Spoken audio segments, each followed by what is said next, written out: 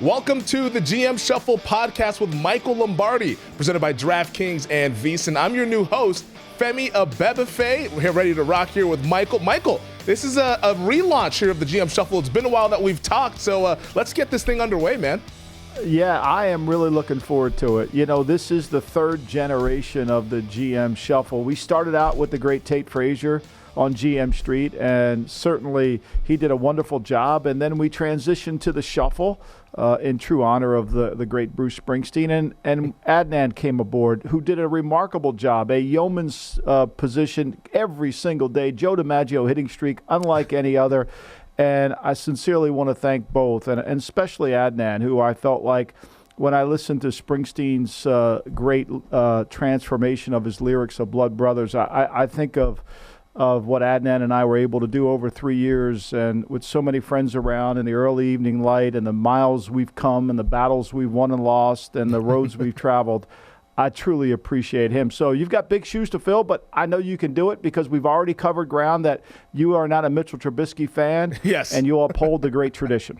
Yeah, 200 plus episodes for you and Adnan together here over the 3 years, like you mentioned. So big shoes to fill, as Adnan has left me with the duty of carrying on this GM Shuffle legacy. And for those who don't know me, I am a host over at VSiN, the sports betting network. Michael and I work together there. I've been there since August of 2021. My media background is that I was a local sports anchor over in Seattle. That was my most recent job before joining VSiN here. So before I was a sports bettor, before I was a local anchor in local news there, I was a football fan. And that's why we're doing this podcast together. We're both lovers of the game. So let's get this underway. For the folks who are just tuning in, subscribe, rate, and review wherever you get your podcasts. Also, tweet at us because we like to hear from you guys all throughout our time together here throughout the offseason. We'll be doing podcasts every Thursday. So at M Lombardi NFL on Twitter, at Femi Abebefe is where you can find me. Hopefully you guys can chime in on the conversation. We love to hear from you guys. It's been a crazy NFL offseason. We're going to recap all the moving, all the shaking that's been going on, the quarterbacks, the receivers, the pass rushers. But last night, Michael, we get the breaking news. Bruce Arians stepping down as Buccaneers head coach. He is retiring and moving over to a front office role here. This news just came down last night, first reported by Peter King. Arians will now join the Bucs front office as a senior football consultant. When you first heard this news, I mean, what was your reaction? I was shocked.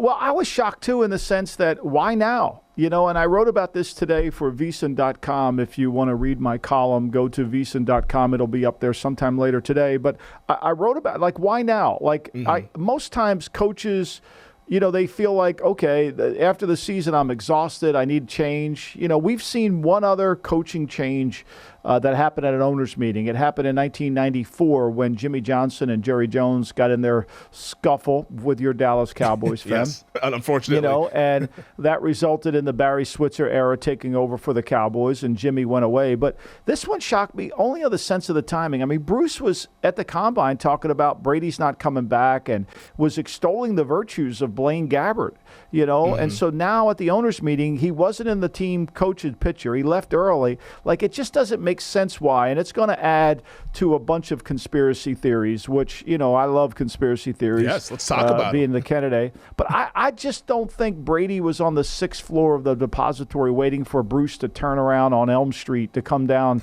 and be in a triangular configuration. I think that's a lot of nonsense. I just think Bruce probably felt like it was time to play more golf, if that's even possible. Well, that's interesting, though, because a lot of people are going to make those connections, Michael, and I instantly made those connections when I saw the news last night just because of that timing with Tom Brady now coming back. I mean, that was a 40-day retirement for Brady, and we'll get into the Bucs, and Brady's coming back also later on as well. But as it pertains to this Arians news, it's just interesting to see him come back and then Bruce leave. Now, it was reported from Rick Stroud of the Tampa Bay Times that Brady was informed that Arians was going to be stepping down either the day that he decided to unretire or the day after. So the team is saying that Brady had no part in this decision or anything like of that matter. But people are going to make these connections because there was some reported friction between the two here, but it's Bruce Arians. He has frictions with all his players. Yeah, and I think that's true. But I think this. Look, I believe that to be true, that Brady knew he was going to. This has been in the works for a while, right? So And they're certainly going to have friction. As I wrote about today, I mean, you basically have two guys that were brought up in different systems, and they come from different backgrounds in terms of how to move the ball offensively, how to win the game. And there are always going to be. But I think what you got to give Bruce a little credit for is during the first year, when they were struggling, they moved away from Bruce's offense and into the Patriot offense. Bruce never admitted it, but it was on the tape. You could see it. It was clear. Brady was getting his way. And I don't think Bruce became a nuisance or a problem for what they wanted to do offensively. He wasn't calling plays. I mean, look, when we saw him on the sidelines, he looked like they would never let him in a bank in that outfit. Like he looked like he had a bomb attached to him. Like walking down the street, you'd be scared to see him. So, like, he watched the game like you and I did, Femi. Like, he really wasn't doing anything to contribute. He didn't leave. He didn't mess with the defense. He wasn't involved with the kicking game. And frankly, as bettors, we all know his game management left a lot to be decided. 45 seconds left to go in the Rams game. He did nothing to help him win that. So, like, I don't think it's going to be a huge loss. The betting market didn't either. It didn't adjust the line at all on the Bucs. So, I mean, Bruce, obviously, he's got a Super Bowl, had a great coaching career, coming from Temple to winning a Super Bowl with Tampa Bay. Remarkable. But I don't think this moves the needle at all. I think the key is Brady being under center. Yeah, the Buccaneers are still 7-1 to win the Super Bowl over at DraftKings, our show sponsor, just behind the Buffalo Bills. You mentioned the timing of it. It's so confusing because if Bruce Arians knew he wanted to step away, and maybe he felt that this was the way that he can influence who his successor was, because I got to give Arians credit for that. He said that a big part of this decision was putting Todd Bowles in a great position to become the head coach, and Bruce Arians has been very on the forefront of uplifting and hiring minorities, hiring women, having them be a part of his coaching staff. And I mean, how often do you see a late 60s white guy with two black coordinators? That's what Arians had over the last few years here. The fact that he decided that now was the time and not maybe after the 2022 season, because he said it in his statement that he probably was going to retire after the season regardless. The fact that they decided to do it now, maybe he felt that he could only have influence if they made that decision now versus at the end of this upcoming regular season. I kind of felt, Fem, that I thought that that the Bucs should have made Todd the head coach in waiting and allowed him to not interview for any of these head coaching jobs. I'm a big Todd Bowles guy. Look, I know his record at the Jets was a disaster, but you become a head coach with Mike McCaggan as your general manager. See how that works out for you. I mean, Belichick wouldn't have been able to survive that either. I mean, that's a hard thing to do. And Todd never could get the offense fixed. He could never really get the right quarterback. They made disastrous move. Remember, I mean, this guy felt like Hackenberger could be a starter, drafted him in the second round. I mean, this tells you Christian the level. Hackenberger? Yeah. I mean, this tells you the level of what he saw pro football as. So, like, to me, I think Bowles gets kind of lumped into a bad Jet era. He needed help, there's no doubt. He'll be a better head coach this time than he was the last time. What's fascinating about Bowles is people don't know this. Parcells was the reason why that Todd Bowles became a coach. When Parcells was coaching the Giants, he stood on the sideline and he watched this young kid from Temple play and start at free safety, a free agent, not drafted, play free safety for the Bucs, for the Washington football team, they called the Redskins then. And Richie Pettibone was the defense coordinator of Washington. And that defense that Pettibone ran was very complex. In fact, his signals were complex. I mean, you couldn't really get a read on what he was doing. Everything was predicated on matches, and you had to have really smart linebackers and really smart safeties. And Bowles mastered it quickly. Parcells saw that and said, no, I got to hire this guy one day as a coach. He did. He developed him and nurtured him as a coach. Obviously, he became his own man. But I think that relationship fosters a unification between Brady and Bowles that'll be stronger than anything you had with Arians. I think they both will see the game and how three elements, how complementary football will go towards winning. I think it's a great move for the Bucs. I really do. Yeah, you mentioned Todd Bowles with the Jets, 24-40, but he was fighting an uphill battle there with Mike McCagnon as general manager. Went 10-6 in 2015 in his first year with the Jets, so that's really impressive. Bowles, he gets a 5-year contract. It's a head coaching contract to be the permanent head coach. Now, my question to you is that, like, why not Leftwich? Because we heard Todd Bowles, his name, he was brought up in head coaching searches. Byron Leftwich was brought up in head coaching searches. I thought he was going to go to Jacksonville there, and it appears that Brady and Leftwich have a really good relationship on the offensive side of the ball. Why Bowles over Leftwich? I think Bowles you're going to benefit from those 64 games he coached at the New York Jets. I think if you're the Glazer family, I don't see Bowles as a retread. I see Bowles much like a guy who learned from his mistakes, and he's going to take a giant step forward. Plus, I think he has tremendous command over that entire organization and the respect of most of every player. Today it comes out that Sue wants to now sign back. They need to get Sue and Jason Pierre-Paul back. There's no doubt. I think if you met Todd Bowles, he's a very quiet guy, but he doesn't mind confrontation. I think he's demanding. I think it's the right hire. I really do. I think he's going to be a very good head coach. And with having Leftwich just focusing on the offense with Clyde Christensen, I think it'll help Bowles because he doesn't have to worry about the offense. That was his biggest problem at the Jets. He went through offensive coordinators way too much, didn't have a quarterback. I think that's going to get solved. I think Bowles, people look at it as all, he's a retread. I don't see it. I think sometimes smart coaches that learn from their mistakes, whether it's Pete Carroll, whether it's anyone, Belichick, who have a second Marv Levy, who have a second opportunity, I think they become better coaches. Yeah, no, it's fascinating. This NFL offseason has been absolutely crazy. In late January, after Brady retired, who would have thought that Brady would be back and Arians would be the one who was stepping away, retiring? Welcome to the NFL offseason in 2022, and we're going to recap all the happenings, the QB shuffle, the wide receiver exchange, and the teams under pressure to get edge rushers here. But we're going to take a quick break, but don't go away because we got a lot to get to recap this NFL offseason. MVP quarterback Aaron Rodgers. Is he going to retire? Is he going to return to the Packers? Is he going to request a trade like we saw the contentious offseason last season for Green Bay here? But lo and behold, Rodgers re-signs with the Green Bay Packers. Get this, a 3-year extension worth $150 million. And this solidifies Green Bay as a contender until Rodgers declines, whenever that will be. But you were kind of early on in the offseason thinking that this was just a lot to do about nothing. Why do you think we saw this fuss about Aaron Rodgers possibly leaving Green Bay or maybe even retiring? I think, Femi, when you really go back and look at the offseason, and we'll do this all through the pod, but I think when you look at it as of the point, I'm reminded of a scene in The Sopranos when Johnny Sack's sitting there trying to get some resolution because somebody made fun of his wife, saying she had a 50-pound mole removed from her ass, and he wanted retribution. He wanted Ralphie killed, and so they're having this sit down on this telephone.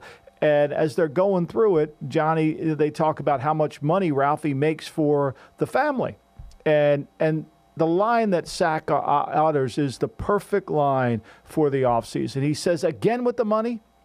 And that's the offseason. It's again with the money. It's all about the money. We really lose sight of, and we can't as a betting network, you can't, I can't, as we give out advice, we lose sight of how all the other stuff has really little to do with it. It really comes down to money. And Rodgers can say it doesn't, and I get that. And he was certainly entitled to more money. He's certainly entitled to be the highest paid player at his position based on how he played. But at the end of the day, players want to feel respected, and the way you respect them is through giving them some form of involvement and also money. Yeah, no, that's the thing. Rodgers, speaking of the money, $42 million in 2022, $59.5 million in 2023, then $49.3 million in 2024. By the end of this 3-year extension, he will be 41 years old. And I guess the Green Bay Packers can figure out what they want to do with Rodgers at that point. But hey, we've seen Tom Brady at age 45 playing, so maybe Rodgers wants to do the same. But now that Rodgers has signed, you talked about the money, but the control aspect of this, do you think that he's going to be included in some of these personnel decisions? Because that seems to be kind of what kicked this whole thing off with the Jordan Love draft pick a couple years ago. I think he should be. I think any smart team is going to want to include the guy. You're going to want to say, hey, what do you think about this player? Now, obviously, he had to be aware of Devontae Adams leaving and going to the Raiders. He knew that was going to happen, and he knew it before he signed his extension. So as much as he understood and probably wanted Adams on the team, he knows that there's got to be another player that come through. But I think you got to keep him involved. I think it's going to be a fascinating season, for what Green Bay. They have the 2 number ones. They have the Raiders' first-round pick. Will they draft a receiver in the first round? You got to be convinced that that's what they're going to do. You got to feel like that's what they're going to do, because I think what we often kind of overlook a little bit is how many number one receivers there really are in the National Football League. They're not as many as the media lets us out to think. There's Certainly Tyreek Hill's the number one receiver. You guys that can change and tilt the field. But for the most part, there's a lot of guys that are number twos that play like number ones. Adams is number one. There's no question. So how to find a way to replace the number one receiver on the team. But we've seen Rodgers make guys better. Lassard, Valdez, Scanling. I mean, he makes guys look better than they really are. That's the mark of a great player. Yeah, no, I'm fascinated to see what this Packers offense looks like with Devontae Adams now in Las Vegas. Marquez Valdez-Scantling, like you mentioned, he's in Kansas City now. So the Packers, they got a little bit of work to do. Big Daddy, he knows that his team has a little bit of work to do here in terms of that offense. Real quick, what do you think happens with Jordan Love? I think they sit there. I think some team has to kind of make an offer. I think we'll hear about it by May that somebody on draft day offered a third or a fourth round pick for Love, and the Packers either turned it down or they took it. I think there's no way that they should not have some kind of way to improve themselves. I mean, they could trade for Garoppolo or they could trade for Baker Mayfield and have the heir apparent. Not that they would do that, but I mean, unless they really believe Love is the guy, which I can't imagine they do. Yeah. That they need to find somebody that's behind Rodgers that can play and affect the game. Yeah, no, money talks, and we have a show at VSiN called Follow the Money, and if you follow the money here with the Green Bay Packers, that decision to give Aaron Rodgers $150 million over 3 years probably tells you exactly what they think about Jordan Love, who I thought that was a disaster draft pick, in my opinion there. I didn't see why they did it, not only because it didn't help their team immediately, but it also pissed off their MVP quarterback there in Aaron Rodgers, but it appears that they've been able to patch things up. Tom Brady has patched things up with the Tampa Bay Buccaneers, though it wasn't really contentious there. He just retired for about 40 days. And Brady last year, age 44 season, played at an elite level, which is still even remarkable just to say out loud. 43 touchdowns, 5,300 passing yards, 13-4 the Buccaneers were. They fell short in the playoffs, losing to the eventual the eventual champion LA Rams at home. But now that Brady's back in the fold, we discussed a little bit about the retirement, how that kind of came to be, and then how he unretired. With Brady back in the fold, are the Bucs the clear favorite to win the NFC with Big Daddy worried about his Green Bay Packers? I mean, I think they certainly are. I mean, they still have some work to do, especially on the defensive front. They've got to get Sue back if they can get him back. They've got to be able to get Gronk back. They've got to get Jason Pierre-Paul back. They haven't signed those guys back. But they have done a great job. Jason Light has done a good job of fixing this offensive line, of getting it to where losing Marpet, who retired, and then Kappa, who was a free agent, and then they re-signed Jensen back. So they've been able to repair the line. They get Shaq Mason, somebody that Brady was familiar with. We drafted him in the 4th round when I was in New England. So they've kind of solidified the most important element for Brady. And then with Evans and Godwin, assuming he gets healthy, they sign Russell Cage. I think they're going to be good at receiver. They'll get Gronk back. We know this. Yeah. And I think the question marks is on defense. Where are they going to be on defense? And right now that remains to be seen. They've got to get those 2 defensive ends back. But with Vita Vea in there and the young kid that they drafted from Washington last year, I mean, I think they're coming along. I think they really are. I think they're a good defensive team that still needs that element of big players inside. How good will they be in the secondary? I think Logan Ryan, playing safety for them will help them. I thought Whitehead was a good player, but they got a cheaper player to come back and replace him. So we'll see how it all works out. But I mean, I don't see how. Look, Atlanta. Let's just say this right now. I mean, we talk betting all the. Atlanta's going to be whatever. They're going to not be very good. I mean, we know they're not very good. Carolina has to improve. I think that's important. I think they will improve, And then where's New Orleans with their situation? How is it not? How do the Bucs not win 11 or 12 games based on the division they play in? Yeah, no, that's exactly where my mind went when Brady returned. I was like, this division, barring any sort of Deshaun Watson trade, and for a second there it looked like he might go to Atlanta or New Orleans. We'll get to Watson in a little bit here, but the fact that none of those teams were able to acquire him, the path is so crystal clear for the Tampa Bay Buccaneers to repeat as division champions. Their win total at DraftKings, just for a little bit of context, 11.5, and that's probably the right number there with that division being arguably the worst in the NFL outside of that top team, the Tampa Bay Buccaneers.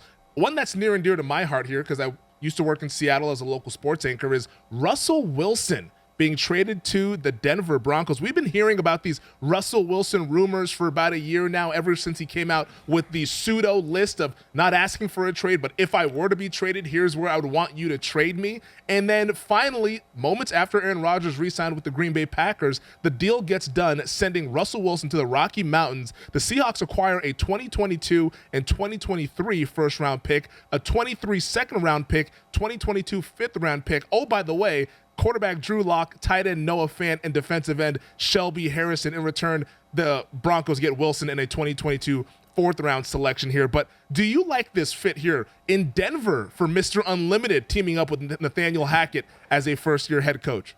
You know, I wrote about it on VSiN.com about how, let Russ cook. And there was one time when Russ was cooking at the French Laundry in Yountville.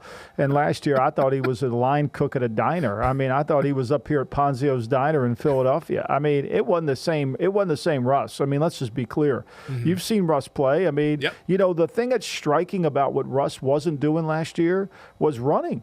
I mean, he ran for 183 yards the whole season.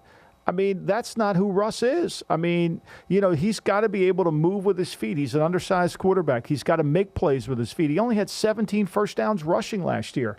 He's got to make plays running the football. So I think that's got to come back. I think Nathaniel Hackett has to get that back. I think at some point Seattle just said, we're tired of the diva. We're tired of dealing with this every single day. We need to move on. And they did. I mean, they're kidding themselves and thinking Drew Lock. I mean, you're a Seattle fan. You think Drew Lock? I mean, how would you go to bed at night thinking Drew Lock's your quarterback?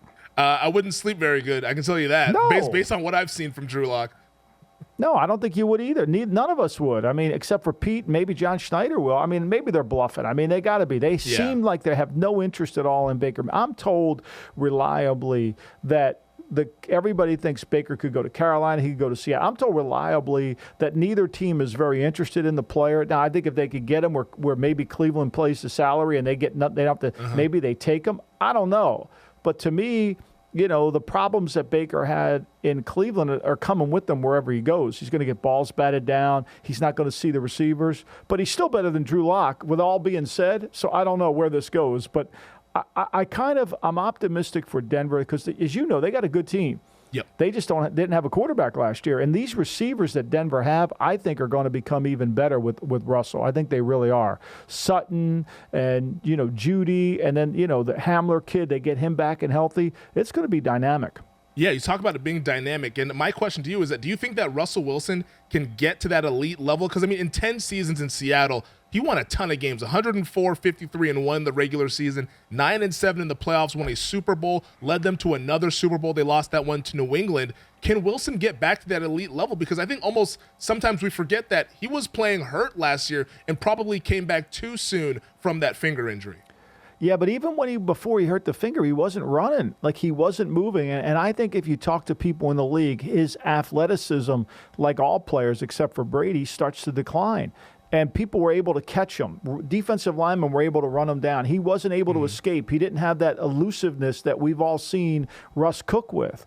And losing that ingredient in his cooking repertoire and not having that attached to his apron made him a vulnerable player last year. He's got to get that back. He's got to have a great offseason. And I think that with Nathaniel Hackett as the head coach and play caller, certainly he's going to be more in tuned. Yeah, it's interesting to see Russell Wilson now get traded. The Seahawks, one of the reasons why they wanted to send him to Denver is that I don't think they felt too comfortable giving him another extension. Real quick, what do you think that extension looks like here for Denver? Is it another one of these NBA-type contracts here that Watson just got from Cleveland? Oh yeah, there's no doubt. It's going to be 90% buttoned up, guaranteed. I mean, this is eventually it's going to come out. He's got a new contract. It may be today, it may be tomorrow, maybe right before the draft, but he's going to get a new deal. I mean, there's no denying it. And when you look at the teams, when you look at Denver and you see what they've been able to accomplish this offseason, I mean, getting Galloway now, he's going to have surgery. But Denver's got cap room. I mean, Denver's got the ability to make to do some things. So, right now Russell counts $19 million on their cap. He's got a $5 million roster bonus, so his cap number is $24 million. That's going to be an easy contract to lower his cap number and give him a boatload of money.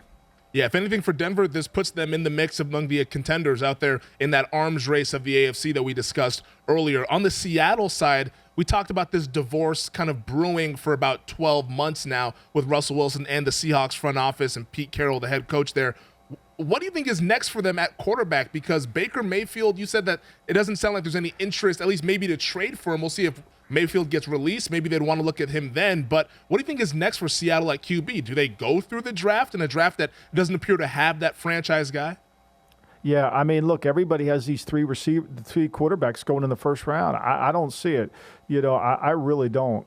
And here's why I don't see it, because whatever you do in a draft, and all we talk about during drafts are, this guy's a first rounder, this guy's not a first rounder, but nobody describes what a first rounder looks like. And so when you add a description next to the player, that's got to match, right? So can you honestly say that Malik Willis is a starter and a top 10 player in the National Football League in due time? You can't say that. And if you can't say that, how do you draft him in the first round? You can't. You could say he's a potential starter. That makes him a second or a third rounder. Can you say Kenny Pickett is a bona fide starter and a top 10 player at his position in the league? You can't say that.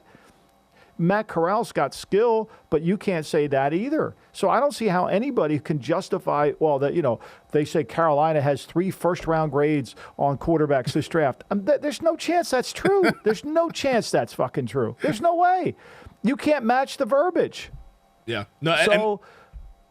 So when you draft, it's like Pittsburgh. Pittsburgh signs Trubisky. They still need a quarterback. You draft. If say Carolina drafts Willis in the first, they still need a quarterback. Willis isn't going to play next year. He's not going to play. They say you draft Pickett. Is he going to play next? No, of course he's not going to play next year. You're drafting for a future. And do you really think this guy, and you don't think somebody coming down the road is going to be better than him? I mean, to me, it's all about the moment. You have to think past the moment. Yeah, no, that's the fascinating dynamic here with this draft coming up here. We're going to have a lot of time to talk about the draft. We're about a month away. It's in Las Vegas. It's going to be a fun time here with the NFL, with these quarterbacks not really being the headliners. It's not a lot like what we saw in 21, I should say, with 5 quarterbacks going in the first 15 picks. One of the reasons why we saw urgency in this whole free agency and quarterback carousel was because of the quarterbacks in the draft. And that kind of urged the Cleveland Browns to not really do the unthinkable, because it makes sense from a football standpoint, but the Browns trading for Deshaun Watson, and this was a massive deal. They gave 3 first-round picks over to the Houston Texans, 2022, 23, and 24, a 23 third-round pick, 2022 and 2024, 4th-round picks in exchange for Watson, and a 6th-round pick. And, by the way, they signed him to a 5-year, $230 million contract that is fully guaranteed. Watson, it's a messy timeline for him, because he originally asked for that trade from the Texans after the 2020 season, and then all hell broke loose, Michael. He ended up being accused by nearly 24 massage therapists for allegedly sexually assaulting them, currently facing 22 civil suits, but will not face criminal charges according to 2 different counties. Watson still could face suspension, though, from the NFL. This week at the owners' meeting, Roger Goodell said, quote, "There's no timetable on a suspension for Deshaun Watson, and they'll, quote, seek to get to the bottom of the facts." So I ask you, with knowing all of that, Michael, how does a trade like this happen just days after Watson and the teams found out he wouldn't be criminally charged? Well, I think that was the trigger, right? And then it went to another grand jury, and he wasn't charged in that grand jury. So that triggered it. I mean, there's so much about this we don't know, and I'm not defending Watson at all here. You can't get 22 people to agree on a flavor of ice cream, let alone agree to file a suit. So there's obviously something here, and I'm not dismissing it. It's really important. It's certainly going to affect any team that was engaged in a conversation with Watson, and now it's going to affect the Browns. But to me, this is again with the money deal. Again with the money. I mean, originally he told the Browns he was out. And then at his press conference, he said, he didn't really know that. Clearly what happened was the Browns came back to the agent, and who was all about the money, again with the money. He was all about the money, and and they said, and they basically put a deal in front of the Browns and said, if you do this deal, he'll be back in. And they did it. I mean, they did it. And look, it's the first, Femi, it's the first NBA deal that has ever occurred in the National Football League. What fans don't understand is, in the 1960s, when Pete Rozelle was the commissioner and the league was teetering on, financial instability, the AFL was rising. And so what they didn't want owners to do is to guarantee contracts without having the money in an escrow account. So they installed this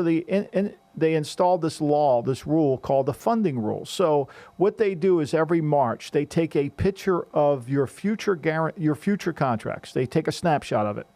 And if any contract has skill and injury guaranteed in the following year, you then have to send the present value of that money to the league office and place it in an escrow account. Okay? Mm-hmm. So why would you do that? Like, why would you take, in this case, let's say $138 million, Jimmy Haslam has to write a check for whatever the present value of that money would be today coming out, say $100 million, he's got to write a check out of his cash account to sit in some escrow account, not earning any money, not being with a hedge fund, making 20% on the dollar.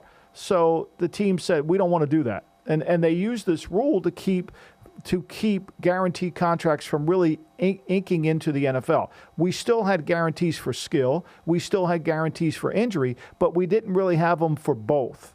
So unless it was tied to both, there was no way that you didn't have to fund the money. This broke that rule. And of all players to allow to break the rule, Steve Bisciotti said this yesterday.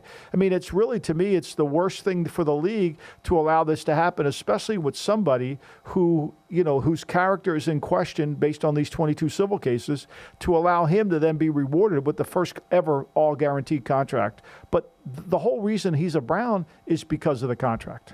Yeah, no, I think we sometimes overuse the phrase bad look, but I think it applies here. It's just not really the best look for Watson to be that face of getting the first NBA-style contract. But he got the contract, and I guess the next question is that, do you think that this changes the quarterback market forever? Like, is this going to be the going rate for these QBs getting these fully guaranteed NBA-style contracts?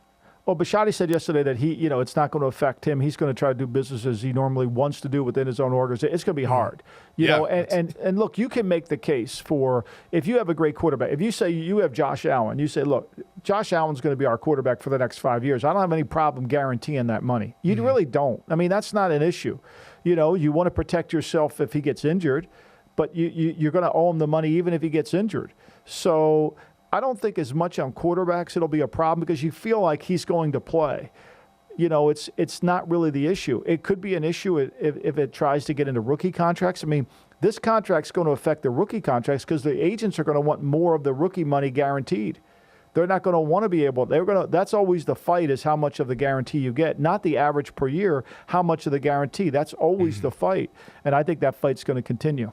Yeah, the sport of football, it's not for long, as they say, for the NFL, and getting as many guarantees as possible is probably advantageous for the players, might not be as advantageous for these organizations. So real quick, I mean, Andrew Berry was sitting up there at the press conference. It was Berry, the general manager. It was Kevin Stefanski, the head coach. Watson was in the middle there taking questions. And the Browns were talking about how they did due diligence on Deshaun Watson before making this deal. Do you buy what they're selling in terms of this team doing the due diligence, or do you think that they were just desperate when they came to terms with the fact that Baker Mayfield wasn't their guy?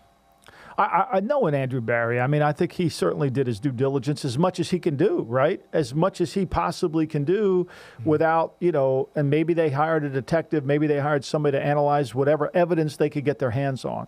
I think that every team probably had to do as much of that. I was told by somebody reliably that there's more to the story than meets the eye that'll come out later. We shall see. We shall see if that's actually true. I don't know if it's true. I'm just kind of passing along the information.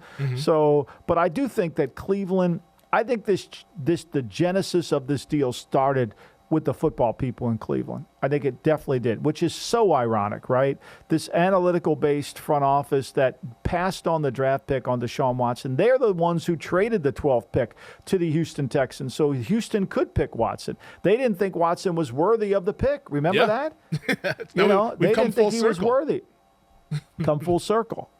Yeah, no, that's incredible how that has all come to be here. And we kind of came full circle for the Indianapolis Colts. They trade away their guy, Carson Wentz. They trade for Matt Ryan for the Atlanta Falcons. And I really want to get your thoughts on this one because this was one of the more intriguing quarterback carousel moves that we saw, in my opinion. Falcons, they acquire only a 2022 third-round draft pick for Matt Ryan. With Matt Ryan now in the fold in Indianapolis, are the Colts the best team in the AFC South? Well, I mean, look, I think the Colts still have a questionable on defense. I think they just hired John Fox, the former head coach of the Bears and the Broncos, to come in and the Panthers to come in and help their defense. I think it's kind of actually a smart move bringing Fox in because I think he'll help Gus Bradley diversify his schemes and give him a little bit more of a disguise, give him a little bit more of a different system and blitzes to play, to not just be in the Pete Carroll cover 3 system. So I think that's certainly going to help. I think what Ryan brings them is leadership. I think he gives them somebody that the players can gravitate to, that the players will like, that will play hard, that understands what it takes to be a professional, and won't god darn make mistakes and try to throw the ball left. Have you ever seen a quarterback throw the ball more left-handed than Carson Wentz did last year? Seriously, have you ever seen that? Shoveling it to defensive linemen in the red zone. I mean, what he was – we'll get to Carson Wentz here in just a second and the Commanders and what that might mean for them. But Carson Wentz is the type of quarterback that I like to call a double agent. You never know who he's working for. Is he working for my team? Is he working for the opposition? What's going on here? And I agree with you in the fact that Matt Ryan brings a little bit of stability. And when that trade happened, I mean, I love the Colts now because I think he's a clear upgrade over what they had in Carson Wentz. That roster, I think, is ready to go. You mentioned the question marks on defense. They traded for Yannick Ngakoue to try to shore up that pass rush there. But indoors, where Matt Ryan is most comfortable in a division that might not be the strongest, why can't the Colts be among the contenders and win that division? Well, I mean, they're going to feed Jonathan Taylor, and he's going to get him in the good play. I still like, as much as I think that Frank Wright hasn't been able to really deliver on evaluating the quarterback, I think he coaches the quarterback really well. And I think he'll get him into a good scheme. And I do think they'll improve their defense. I mean, last year they were 19th in the National Football League in third down defense. They weren't very good on fourth down. They gave up 61% of the fourth down conversions. They couldn't hold a lead. Where they were great on defense was they were tremendous in turning the ball over, which is a great stat. But as John Madden once said, it becomes a deodorant for the problems that you have with your team. Yeah. And it covered up a lot of their sins defensively, which was their scheme. And now that Eberflus is in Chicago, that scheme's going to have to transcend itself and see if it can hold up. I think the Fox addition to go along with Bradley, especially in the red zone, I think will help them. And with Ryan giving them stability, they need a big-time receiver. I mean, Paris Campbell's got to come through. Michael Pittman's got to keep getting better. They've got to continue to grow at receiver. But as long as they got that big guy in the backfield and that offensive line, people say, well, the left tackle. Well, if you watch Matt Pryor play last year, the kid they traded for from Philadelphia, big man, they got his weight down, he got in shape. I think he can hold the fort at left tackle, and that line's good if he does.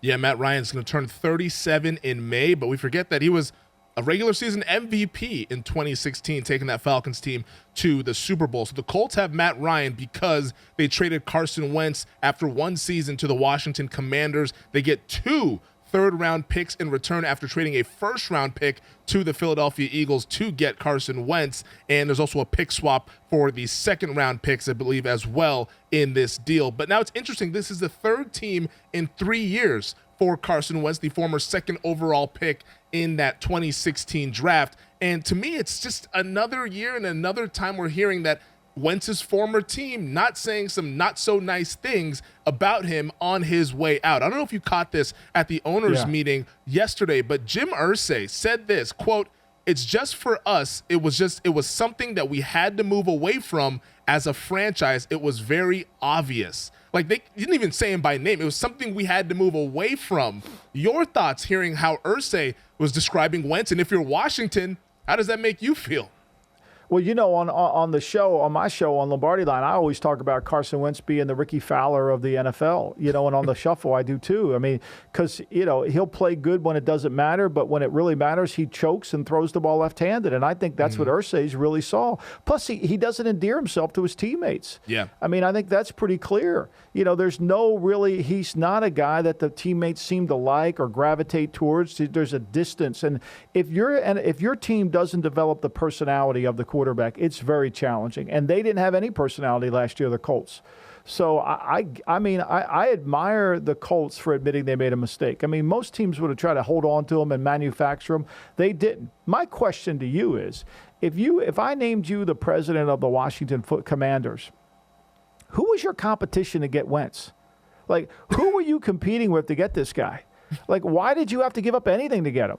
No clue. They weren't going to pay him the roster bonus. They weren't paying it. Where were you going? Like, where are we going? Like, it's the worst thing ever to need a quarterback when you to trade for somebody and still need the position. Like, where are we going with this guy? Yeah. To me, it made no sense, especially when you saw the moves after they made that trade. Now, I know they tried to get in on Russell Wilson. Sounds like he didn't want to go there. He would not have waived his no trade clause. So you strike out with Russell Wilson, but maybe I would rather have signed Jameis Winston or one of these other guys. Maybe wait for Baker Mayfield or something to where you're not giving up actual key assets to get a quarterback, because Wentz is not a quarterback that I think in this juncture of his career where you should be giving up any assets for. It should be, if you want him, you signed him as a free agent, but if you're trading for him, I think that's just bad news there as an organization. Yeah, I mean, and then they redid his contract. They guaranteed his salary. They got his roster. His cap number goes up. I mean, next year he makes $20 million, and the year after he makes $21 million. It's not a lot of money for a quarterback, but it's still like seriously, like I don't know why Washington thinks they can change a guy that two teams said they couldn't change, and then the other team that's getting rid of him is vocal. I get taking him on. I mean, like, look, I'm not a Mitchell Trubisky fan at all, but I get Pittsburgh trying to take him on, think they can rehabilitate him. I don't think it can happen, but I get it. Yeah. But like I get if they would have signed, if Wentz would have been on a free agent and you bring him in, okay, I get that. We're going to try to rebuild. But to give up assets, like, who are we competing against? Like, who was our competition? Like, who do we have to beat? Garoppolo's still out there. Baker Mayfield, you could have him. Wouldn't you rather have both those guys than Carson Wentz? I would. And I don't even like Mayfield, but I'd rather have him than Wentz. 100% agreement. The biggest indictment, in my opinion, Frank Reich, the guy who loves Carson Wentz, was able to let him go out the door after one season. That, to me, you can't sign off on that guy. But these quarterback, the carousel, we could talk about this for hours, Michael, but we got to get to the receivers. So let's take a quick break and we'll discuss these pass catchers who are on the move in 2022. Michael, how about these pass catchers here in this 2022 NFL offseason? The biggest one being Davante Adams, in my opinion, the best receiver in football, traded from the Green Bay Packers to the Las Vegas Raiders for a first and second round pick. Adams then gets the 5-year, $141 million contract, becoming the highest paid receiver in league history for about a week, because then later on, Tyreek Hill comes at an impasse in his contract talks with the Kansas City Chiefs. So the Chiefs trade him to the Miami Dolphins for a first, second, and fourth round pick in this year's draft and a fourth and sixth round pick in next year's draft. Hill then inks a 4-year, $120 million contract, $72 million guaranteed, total money of $120 million in new money. And then to start off the offseason, my beloved Dallas Cowboys, they go ahead and trade Amari Cooper to the Cleveland Browns for just a 5th round pick and a 6th round pick swap. But when you talk about this wide receiver landscape, Adams and Hill being the biggest ones, what really stood out to you as the best move among these teams? I mean, I love the Tyreek Hill move for Miami because they got a quarterback who can't throw the ball deep and relies on yards after the catch. And for all the virtues that Tyreek Hill has in terms of getting deep and down the field, he's still a dynamic yards after the field receiver. I mean, he's hard as out to tackle. I mean, remember, this is a kid who played running back at Oklahoma State. You get the ball in this guy's hand, he's not a small receiver. I think it fits. As much as I go back over it, and the criticism that a lot of people extolled about, Tua doesn't throw the ball down the field, which he doesn't, and he's not accurate. But the one thing, short passes to this kid, to Hill, is dynamic. And with their receiving core, with Gillespie inside, I think it really becomes dynamic. I love Adams. He gives them what Adams does for the Raiders, Fem, is it makes them have a legitimate outside receiver. I mean, Hunter Renfrow is not an outside receiver. But he's a really good inside receiver. So instead of playing outside, he can move inside permanently, and then it allows Waller to control the inside part of the field. So they're dynamic. They've got really, when you break the Raider offense down, they've got a top 5 receiver on the outside. They have a top 5 slot receiver, and they have a top 5 tight end. They could have a top 3 in all those positions. I mean, that's pretty dynamic. And with McDaniels running the offense and installing it, I think it'll be really effective. So I love those two moves. I'm not in love with – I think Dallas did the right thing getting rid of Amari Cooper. Too much money to be paid for a guy that disappears at times in games. So I wasn't really in love with that. I mean, maybe he'll be better for Cleveland, particularly that he's not going to be the feature of Cleveland. I mean, it's going to be Nick Chubb running the ball. It's going to be Watson throwing it. I wouldn't be surprised if they sign Will Fuller in Cleveland and throw him the ball, because Will Fuller and Deshaun had a great kind of a combination going if Fuller could ever stay healthy on the field. So I like those two moves the best. Yeah, that's the thing with Will Fuller. They're staying healthy. I believe he paid 2 games for the Miami Dolphins last year on a 1-year contract. He's still a free agent. We'll see where he ends up here. But the Tyreek Hill move, to me, is really fascinating for this Dolphins team, because you mentioned the fit with Tua, that if he gets the ball out of his hands quickly, he can find Hill. Mike McDaniel at the owners' meeting said that they're going to use him in a similar fashion to the way that he used Deebo Samuel with the San Francisco 49ers. So imagine Tyreek Hill running these jet sweeps, getting him in motion, getting the defense to move around there. I mean, he's not as physical as a Deebo Samuel, but that speed is as fast as anybody in the league. Yeah, no doubt. And he's dynamic. And he's a little bit like, one thing about Tyreek Hill, I'm writing this book about the Hall of Fame, and I'm ranking every player from 1 to 100. And I was just, the other day I was writing Lenny Moore, and Lenny Moore played wide receiver for the great Baltimore Colts with Johnny Unitas, but he played receiver and running back. He wasn't like Deebo Samuel, who would line up at running back and run. He was truly like a wide receiver that played receiver on some downs. He played running back on some downs. He was a dual position player, because remember, back in that days, everybody was in 2-back sets, 2 receivers, and a tight end. Nobody changed. But the versatility of Moore made it very complicated for the team. It's the same thing with Tyreek Hill. I mean, I often wondered, there were times where I thought Andy Reid should have put Tyreek Hill in the backfield and try to deal with him, because you can't double him when he's back there. There's no way you can get 2 people on him. He's just a unique player that, as Al Davis says, tilts the field.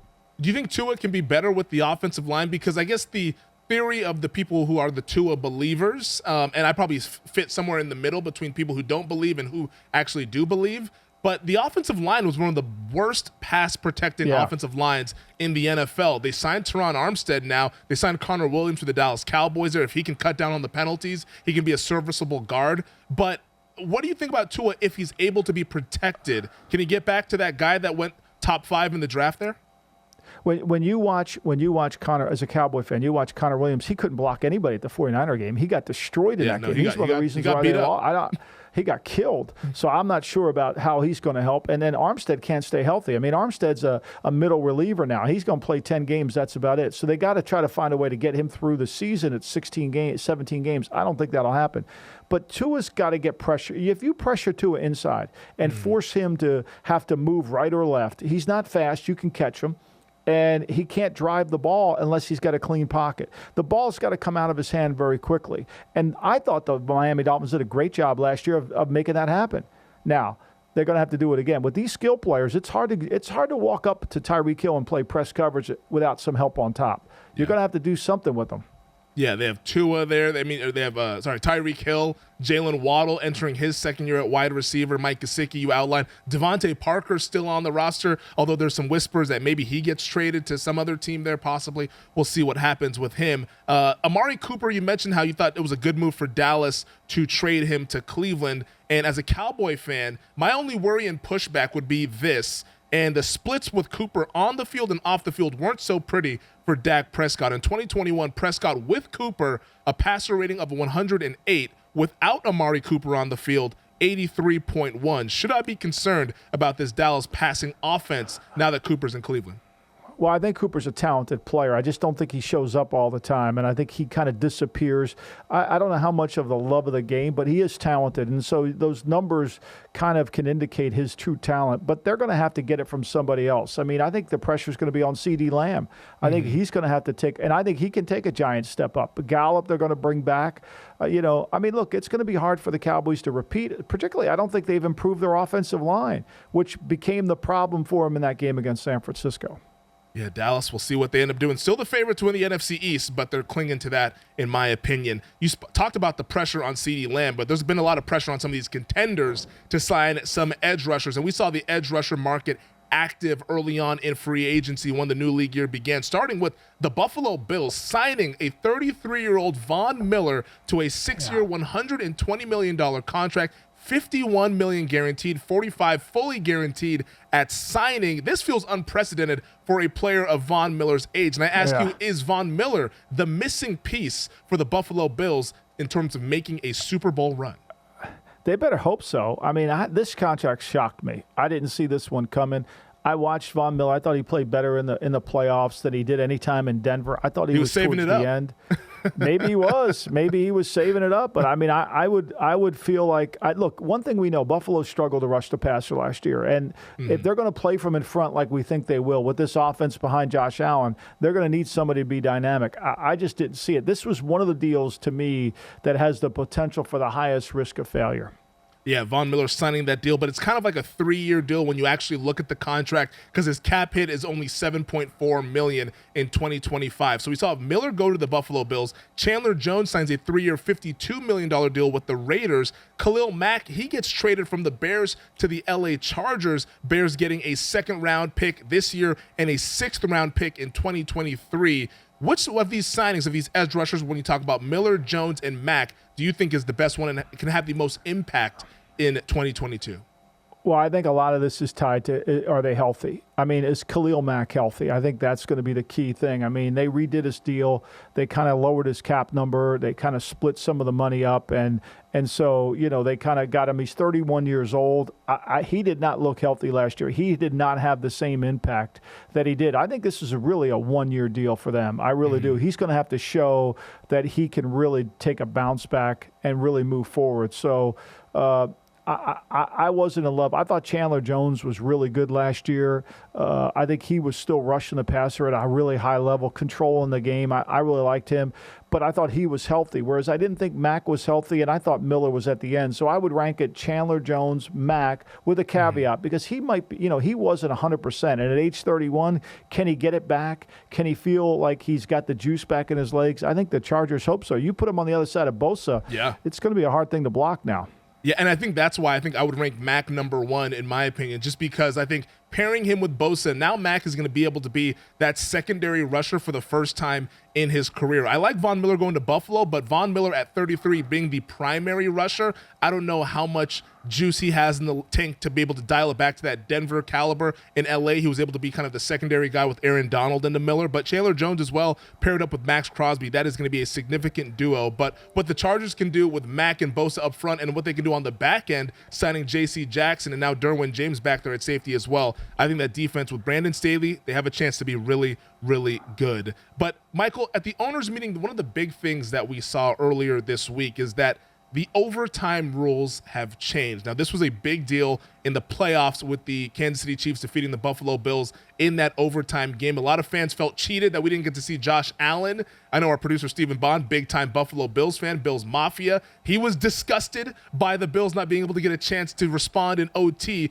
but the competition committee approved the change of the overtime rules for the playoffs only. That's the big caveat. But here are the rules, Michael. Both teams have the opportunity to possess the ball in OT. If the score is tied after each team has possessed the ball, the next score wins. If the team kicking off to start the overtime period scores a safety on the receiving team's initial possession, the team that kicked off is the winner of the game. Now that we have that all on the table, what do you think of these overtime rules, and was it necessary to make this change?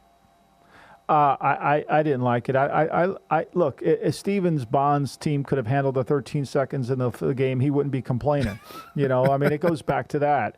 Cincinnati, the Bengals, who went to the Super Bowl and was 2 minutes away from maybe winning the game. If they would have called false start on that play, maybe Kupp doesn't get the pass interference call, and it's 3rd and 16, it's 3rd and 14 from the 14. They might win the Super Bowl. They had no problem with the overtime rules. I mean, Mahomes threw 3 of the worst passes. One of them went to the Bengals, and they got the game. So I think it's a complete overreaction. I think it's typical what the NFL does is they're listening to people that are complaining. It voted passed only because I think they wanted to make it fair in overtime, make it fair in postseason to at least see this. But look, the Chiefs, when they won the game in overtime, it benefited them. It didn't benefit them when the Patriots won it. So, I mean, look, here's what I say, Fem. We're talking about player safety, and now we're talking about extending the game longer with player, it doesn't make any sense. We're 17 games now. We want overtime to be longer. Whatever, we talk player safety when it's convenient. I think we should have just left the rules the same. I had no problem with it.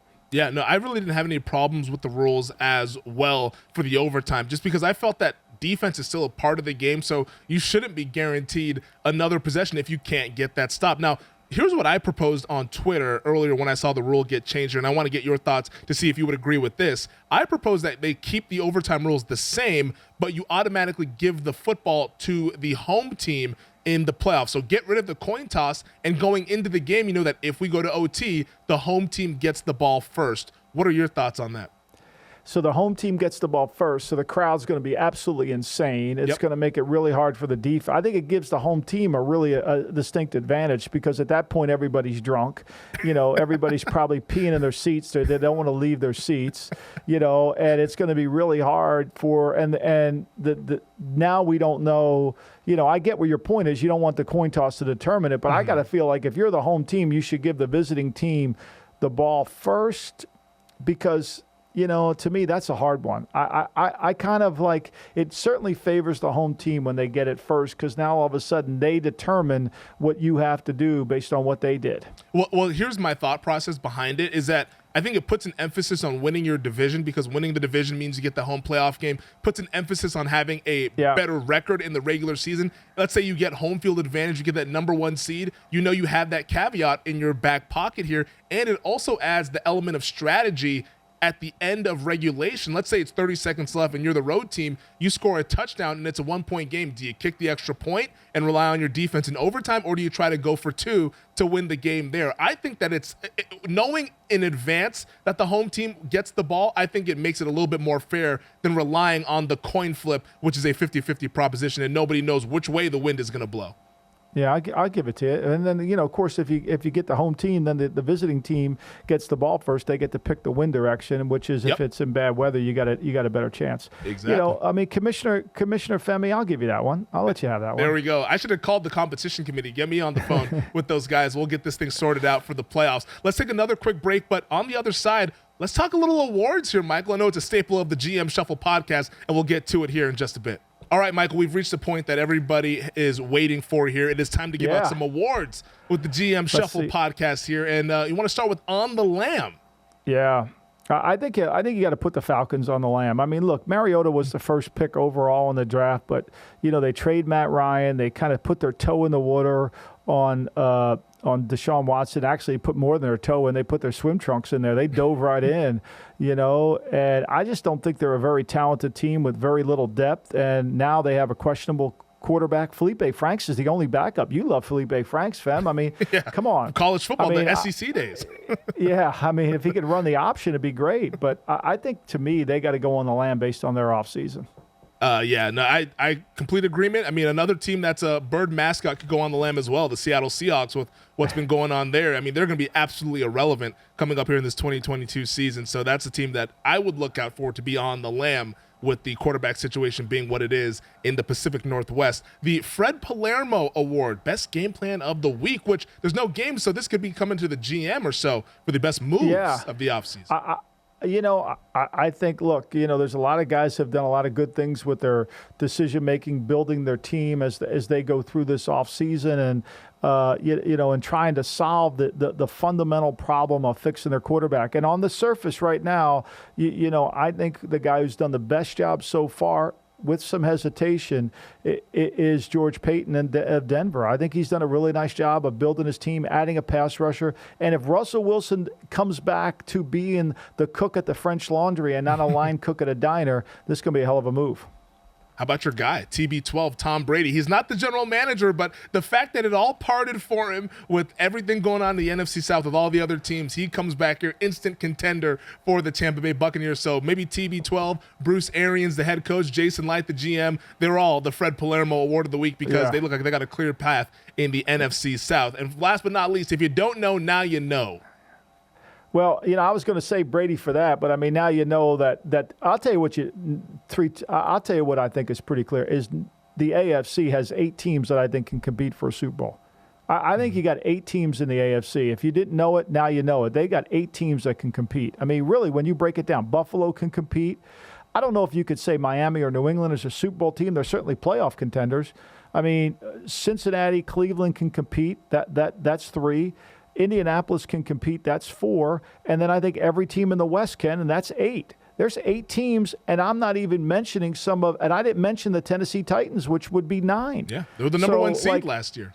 Number 1 seed. So, if you got some money to sprinkle around on a future bet on who's going to be representing the AFC, good luck picking it out. And you don't have Joe Lunardi to set the brackets for you. Think about that. No bracketology there for the NFL. We're just going to play it and decide it on the field and leave the committees to the college sports here. But for me, if you don't know now, you know. I hate to pile on the guy, but Carson Wentz, addition by subtraction for the Indianapolis Colts there. Now that Matt Ryan's in the fold, Colts serious contenders as opposed to last year where they looked like it, but when you got a double agent at quarterback, you're never actually a serious contender. Pop Culture Minute is a popular thing to do here on the GM Shuffle. We might need to turn this into Sopranos in 60 seconds here with what's coming up this offseason. Yeah, no doubt. I mean, you can always equate The Godfather, 50 years, you can equate something that happens during the NFL season to The Godfather and certainly The Sopranos. But I have told you before we agreed to do this pod together, you had to brush up on The Sopranos. Yes, sir. And much like, do you ever see the movie Diner? In the movie Diner, before the guy will marry the girl, she's got to study like the Baltimore Colts history, and she's got to pass a test to be able to be his bride, and she's down there studying. So I'm going to issue a question every now and then on The Sopranos. Yep. In season 1, Uncle Junior's at a funeral for a woman that he used to mess around with. I won't go into specifics in what they did. And he has a question. He's wondering, why doesn't mass cards have the same effect as baseball cards? Do you know what his line was? 1,000 for Hannes Wagner, Jack Bleep for Jesus. There you go. I love it. That's I love it right there. You're studying. I love it. I'm getting my study going on, and throughout the course of the offseason, my goal, Michael, is by the time we get to kickoff for the 2022 season, I will have gone through the entire series of The Sopranos, and we will be lockstep come regular season. I hope so. Well, I'll go back. I'll start watching it again, too, just to be with you. Yeah, no, it's going to be an absolute fun time. And I'm not even sure what I'm going to be embarking on this journey, I should say, but can't wait to find out. It is a Jersey journey. It's the Freudian slip right there. But that wraps up for the first episode of the pod, Michael. This was a lot of fun. We're going to be doing it, like we mentioned at the top of the show, every Thursday throughout the offseason. We got special stuff planned for draft week as well. We'll double up that week. That's going to be a lot of fun here in Las Vegas. But, Michael, first episode down. Many more to go, man. Can't wait. Thanks. Thank you, Femi. Great job. Appreciate you. Thank you, everyone, for being patient and waiting. We appreciate it. Look forward to the future. Yeah, thank all the loyal listeners of the GM Shuffle podcast. Thank you for your patience in hanging with us. Thank you to DraftKings. Thank you to VSiN. Thank you to Michael Lombardi for the whole reason why this is all possible. And thank you to our producer on the ones and twos, as always, Stephen Bond. Don't forget to subscribe, rate, and review, and we'll talk to you next week.